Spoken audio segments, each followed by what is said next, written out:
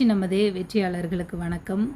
ஆசிரியர் தகுதி தேர்வுக்கு தயாராகி கொண்டிருப்பவர்களுக்கு பயன்படக்கூடிய நம்ம பார்க்க இருக்கிறது என்னன்னா, ஆழிக்கு இணை அப்படிங்கிற இயல் 1ல இருக்கக்கூடிய செய்யுள் பகுதி தான். இந்த ஆழிக்கு இணை அப்படிங்கிறது என்ன அப்படின்னு பார்த்தீங்கன்னா, ஆழி அப்படின்னா கடல். இதற்கு இணையாக தமிழை வைத்து பாடியிருக்கக்கூடியதுதான். தமிழை அமுதோடும் நிலவோடும் வானோடும் ஒப்பிட்டு பாடியவர் யார் அப்படின்னா பாரதிதாசன். இது நுழையும் முன் பகுதியில இருக்கிற செய்தி இது.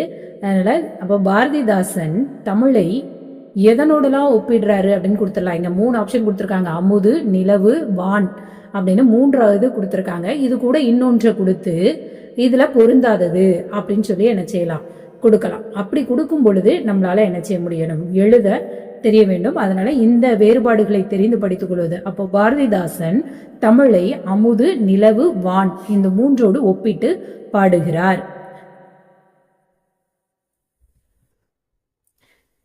அடுத்து பாத்தீங்கன்னா முத்தமிழ், இதுதான் பாடல், இரட்டுற மொழிதல் அமைந்த பாடல். இந்த பாடலுடைய ஆசிரியர் யாருன்னா சந்த கவிமணி தமிழ் அழகனார் அப்படிங்கிறது இவருடைய பெயர். பெயர் தான் தமிழ் அழகனார், அவருடைய சிறப்பு பெயர் சந்த கவிமணி அப்படிங்கிறது.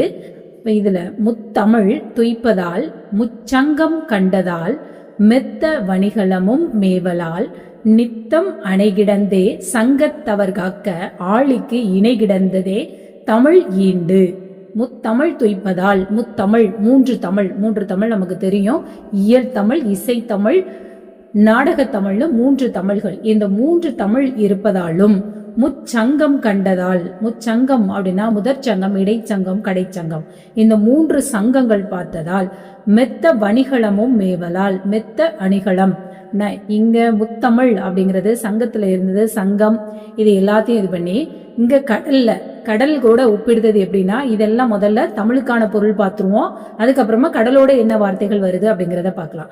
மெத்த வணிகளமும்னா அணிகலன்கள், அணிகலன்களாக நமக்கு தமிழ் அன்னைக்கு கூறக்கூடிய நூல்கள் 5, அதாவது 50 காப்பியங்கள் 5ம் தமிழ் அன்னையின் அணிகலன்களாக குறிப்பிடப்படுகிறது. மேவலால் நித்தம் அணை கிடந்தே சங்கத்தவர் காக்க, இந்த சிறப்புகளால் இதெல்லாம் பொருந்தி இருக்கிறதுனால தினம் தினம் சங்கத்தவர்கள் என்ன செய்யறாங்க, இருந்து அணை போல இருந்து தமிழை பாதுகாத்து கொண்டிருக்கிறார்கள். அந்த தமிழ் ஆழிக்கு இணையாக கிடக்கிறது. எப்படி ஆழிக்கு இணையாக? முத்தமிழ் அப்படிங்கிறது எப்படின்னா முத்து கூட்டல் அமிழ், 3 கூட்டல் தமிழ்னு வரும்போது அது முத்தமிழ்னு தமிழ் மொழிக்கு வருகிறது. முத்தமிழ் அப்படின்னா முத்து அமிழ்ந்து, கடலில் அமிழ்ந்து முத்தை எடுப்பதால் முச்சங்கம், 3 சங்கு 3 வகையான சங்கு,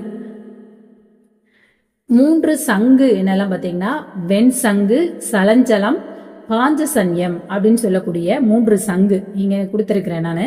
முச்சங்கு, முத்தமிழ்னா இயல், இசை, நாடகம். முச்சங்கம் முதல் 2ஆம் சங்கம், 3ஆம் சங்கம். முச்சங்கு, வெண்சங்கு, சலஞ்சலம், பாஞ்சசன்யம் அப்படின்னு 3 வகையான சங்கு. சங்குகள்லையும் பேரு இதை மட்டும் கொடுத்துட்டு பொருந்தாததை தேர்க அப்படின்னு கொடுத்துட்டு இந்த 3 பேரோட இன்னொரு பேரை கொடுப்பாங்க. அப்போ நமக்கு இந்த 3ம் சங்கின் பெயர்கள் அப்படின்னு தெரிஞ்சது அப்படின்னா நம்மளால ஈஸியா பொருந்தாதது எது அப்படிங்கிறத தேர்ந்தெடுக்க முடியும். சரி, இப்ப இதுல இந்த முச்சங்கு கண்டதால், இந்த 3 சங்குகளை கடலில் கண்டதாலும் மெத்த வணிகளம் அப்படின்னு இங்க என்ன கொடுத்திருக்குன்னா வணிக களம், வணிக கப்பல்கள், களம்னு இங்க கப்பல்கள் குறிப்பிடப்படுகிறது. அந்த கப்பல்கள்லாம் இங்கு அதிகமாக வந்து கொண்டிருப்பதால், அதுக்கப்புறமா நித்தம் அணைகிடந்தே சங்கத்தவர் காக்க, இந்த சங்குகள் எல்லாம் என்ன அங்க இருந்து அணை போல இருந்து கடலை அணையாக இருந்து பாதுகாத்து கொண்டிருக்கிறதா. அதனால இங்க தமிழும் ஆழியும் இணையாக குறிப்பிடப்படுகிறது. ஆசிரியர் சந்த கவிமணி தமிழ் அழகனார். சொல்லும் பொருள் துய்ப்பதால்னா கற்பதால் அப்படிங்கிற பொருள் தமிழுக்கு வருகிறது. தருதலால் அப்படிங்கிறது கடலுக்கு வருகிறது. மெத்த வணிகளம், அணிகலன் அப்படிங்கிறது தமிழுக்கு வரக்கூடியது. பெரிய வணிக கப்பல்கள் அப்படிங்கிறது கடலுக்கு வரக்கூடியது. மேவலால் அப்படிங்கிறது பொருந்துதலால் இந்த இயல்புகள் எல்லாம் பொருந்தி இருப்பதால் அப்படின்னு தமிழுக்கு வருகிறது. பெறுதலால் அந்த அணிகலன்களாம் பெற்றிருப்பதால், வணிக கப்பல்கள் எல்லாம் பெற்றிருப்பதால்னு கடலுக்கு வருகிறது. நித்தம் நாள்தோறும், ஆழினா கடல் அப்படிங்கிறது. இது இந்த 2 பொருளுக்கும் ஒரே பாடல், ஆனா 2 பொருளுக்கு வரக்கூடியதாக வர்றது அப்படிங்கிறது என்ன அப்படின்னா இரட்டுற மொழிதல் அப்படின்னு சொல்லப்படுது. ஒரு சொல் அல்லது தொடர் இரு பொருள் தருமாறு அமைவது இரட்டுற மொழிதல் அணியாகும். தெளிவா பார்த்துக்கோங்க. ஒரு சொல் அல்லது தொடர் இது ரெண்டும் இருபொருள் தர மாதிரி அமைஞ்சது அப்படின்னா அது இரட்டுற மொழிதல் அணி அப்படின்னு சொல்லப்படுகிறது. இந்த இரட்டுற மொழிதல் அணிக்கு வேறு பெயர் என்னன்னு பாத்தீங்கன்னா சிலேடை அப்படிங்கிறது. அடுத்து இந்த தமிழ் அழகனாரினுடைய இயற்பெயர் சிறப்பு பெயர் பார்த்தோம், சந்த கவிமணி அப்படிங்கிறத சிறப்பு பெயரா பார்த்தோம். இயற்பெயர் என்னன்னா சண்முக சுந்தரம். சண்முக சுந்தரம். இப்போ இதுலயே நீங்க ஞாபகம் வச்சுக்கலாம். சுந்தரம் அப்படின்னாலே சுந்தரன் அப்படின்னா அழகு அப்படிங்கிற பெயர். சுந்தரம் அப்படின்னா அழகு அப்படிங்கிற பெயர். தமிழ் அழகன் இங்க அவருடைய பெயர் தமிழ் அழகர். சுந்தரம் சண்முக சுந்தரம். இங்க சந்த கவிமணி அப்படிங்கறத என்ன செஞ்சுக்கலாம், சண்முக சுந்தரம் சந்த கவிமணி தமிழ் அழகனார். இந்த மூணையும் இணைச்சு என்ன செஞ்சுக்கோங்க, பாத்துக்கோங்க. இவர் இளம் வயதிலேயே இலக்கண புலமையும் செய்யுள் இயற்றும் ஆற்றலும் கொண்டவராக இருக்கிறார். 12 சிற்றிலக்கிய வகைகளை இவர் என்ன செஞ்சிருக்கிறார், எழுதியிருக்கிறார். 12 சிற்றிலக்கிய நூல்களை படைத்திருக்கிறார் சந்த கவிமணி தமிழ் அழகனார்.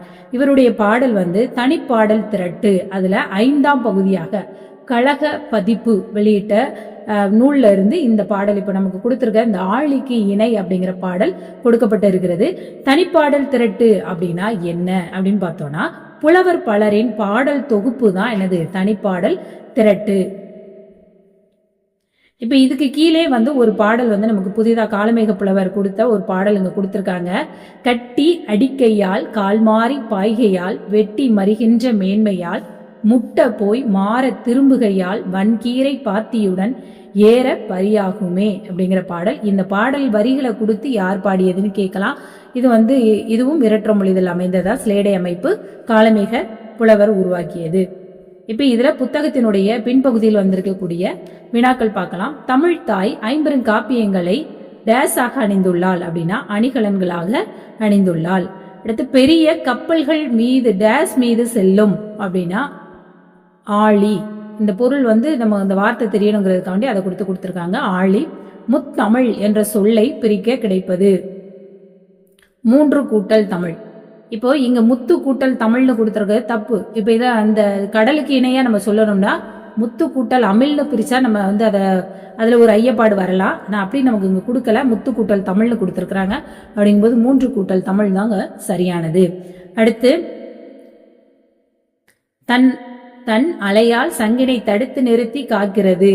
இத்தொடர் எதை குறிக்கிறது அப்படின்னு கேட்டிருக்கு. தன் அலையால் கடலை, இது தமிழ் கடல், இந்த 2ல எதை குறிக்கிறதுன்னு கேட்டிருக்கு. கடலை தான் இது என்ன செய்யுது, இந்த வரி குறிப்பிடுகிறது. அடுத்ததாக அடுத்த பாடப்பகுதியை நம்ம அடுத்த காணொலியில பார்ப்போம். சேனலை முதல் முறையா பாக்குறீங்கன்னா சப்ஸ்கிரைப் பண்ணிக்கோங்க.